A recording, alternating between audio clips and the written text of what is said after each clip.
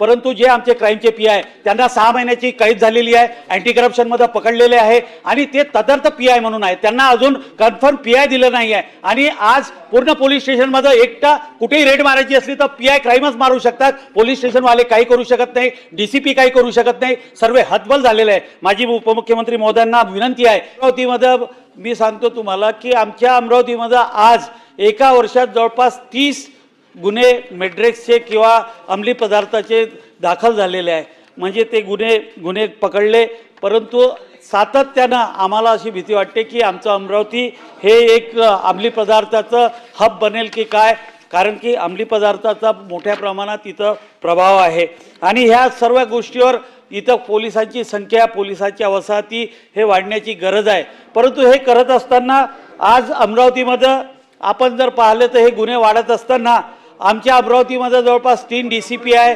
Commissionerate आहे, police stations आहे, परंतु आज आमच्या अमरावतीचा जो गुन्हेगारीचा ग्राफ वाढत आहे, मटके असतील, दारू असतील किंवा इतर गुन्हे जे आहे ते सातत्यानं वाढत आहे आणि याला महत्त्वाचं कारण असं आहे की आमच्या जेवढा पोलीस फोर्स आहे तो कुठेतरी स्टेगनन झालेला आहे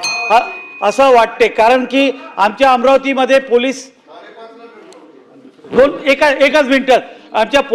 पोलिसांमध्ये एक पीआय आहे चव्हाण म्हणून आणि त्यांना क्राईमचा चार्ज दिला आहे आणि क्राईमचा चार्ज देत असताना आपले मार्गदर्शक तत्व आहे की जो 3 वर्ष पीआय असेल त्यालाच आपण क्राईम देऊ शकतो, ज्याच्यावर कधी गुन्हा दाखल नसेल, ज्याची सचोटी चांगली असेल अशा यांना आपण पीआय म्हणून देतो। परंतु जे आमचे क्राईमचे पीआय त्यांना 6 महिन्याची कैद झालेली आहे, अँटी करप्शनमध्ये पकडलेले आहे आणि ते तदर्थ पीआय म्हणून आहे, त्यांना अजून कन्फर्म पीआय दिलं नाही आहे आणि आज पूर्ण पोलीस स्टेशनमध्ये एकटा कुठेही रेड मारायची असली तर पीआय क्राईमच मारू शकतात, पोलीस स्टेशनवाले काही करू शकत नाही, डीसीपी काही करू शकत नाही, सर्व हतबल झालेले आहे। माझी उपमुख्यमंत्री महोदयांना विनंती आहे की आपण या संदर्भात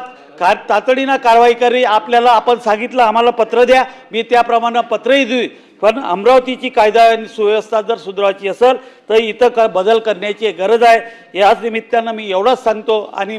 अध्यक्ष सभापती महोदयांचं आभार मानतो की मला 2 मिनिटं बोलण्याची परवानगी दिली। राजेश राठोड।